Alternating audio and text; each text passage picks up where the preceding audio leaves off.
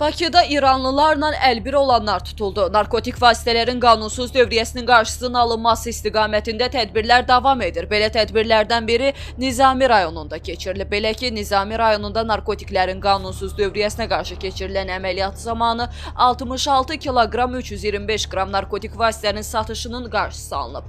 Daxili İşlər Nazirliyindən verilən xəbərə görə, əməliyyat zamanı əvvəlcə 38 yaşlı Samir Səidov qeyd edilən cinayət əməlində şübhəli bilindiyi üçün saxlanılıb. Ondan 41 kiloqram 575 qram narkotik vasitə marihuana aşkarlanıb.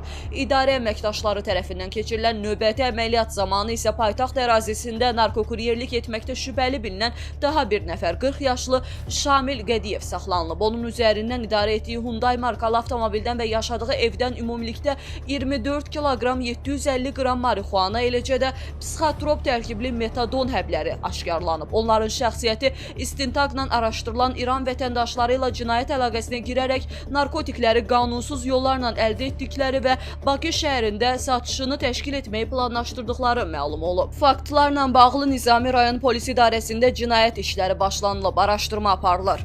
Narkotiklərin qanunsuz dövriyyəsinə qarşı polis əməkdaşları tərəfindən fasiləsiz mübarizə davam etdirilir, deyə məlumatda vurğulanıb.